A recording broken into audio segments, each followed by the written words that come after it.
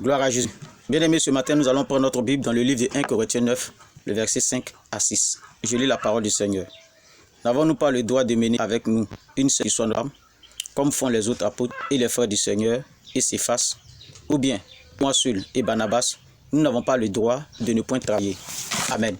Que le Seigneur bénisse sa parole. Je vous salue, mes bien-aimés en Christ, ainsi que tous ceux qui s'abonnent pour écouter mes enseignements. Que le Seigneur vous bénisse abondamment et que la paix soit avec vous. Amen. Aujourd'hui, ce n'est pas un enseignement, c'est une révélation que j'ai reçue pour la Côte d'Ivoire. Je vous prie, bien-aimés frères en Christ, de prendre note de ce que je vais dire pour la Côte d'Ivoire. Je suis apôtre et je viens de cette nation. J'espère que, quand cela arrivera, vous saurez qu'il y a eu un apôtre dans cette nation. Je ne suis pas prophète, je suis apôtre. Et ce que je reçois, je le dirai pour le bien de tous, encore plus pour le bien de ma nation. Mais bien avant de donner la révélation, je voudrais que vous sachiez quelque chose dans la Bible. L'apôtre Paul, lorsqu'on devait le transférer à Rome pour comparaître devant César, le navire dans lequel il devait embarquer était en péril à cause d'une tempête qui s'était abattue sur la mer. Bien avant que la tempête n'arrive, l'apôtre Paul l'avait reçu cela et il l'avait dit au capitaine du bateau de ne pas mettre le voile.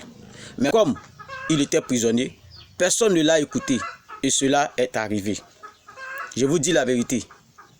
Bien-aimés, le commandant voulut tuer tous les prisonniers qui étaient à bord parce qu'il pensait que tout le monde allait mourir. Et l'apôtre Paul prit la parole et leur dit: ne faites pas cela, car mon Dieu que je loue, que j'adore, que je prie, m'a révélé que personne ne mourra. Je vous l'avais dit, vous ne m'avez pas écouté et cela est arrivé. Maintenant, je vous dis encore, personne ne mourra. Bien-aimés, ça a toujours été le cas. Quand un homme de Dieu n'est pas encore connu, il n'est pas écouté. Il y a plusieurs cas dans la Bible dont le prophète Jérémie avertissait Israël en son temps de la captivité et personne ne l'a écouté. Le prophète Agabus prophétisait la famine sur tout le monde entier. Personne ne croyait et cela est arrivé. Un peuple sans révélation est un peuple sans frein. C'est Dieu qui cautionne la bénédiction.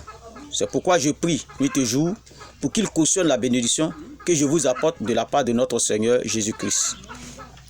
Allons-y maintenant à la révélation. Celui qui a un bic et une feuille prenne note, que celui qui retient, retienne. Ce que je vais dire, mon Dieu est fidèle.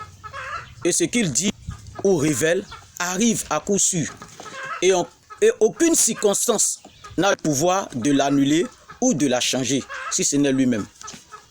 Dieu m'a révélé que des gens tomberont malades en aussi grand nombre sur tout le territoire national, au point même que les hôpitaux seront débordés de malades jusqu'à ce que l'on crée des tentes pour recevoir les malades.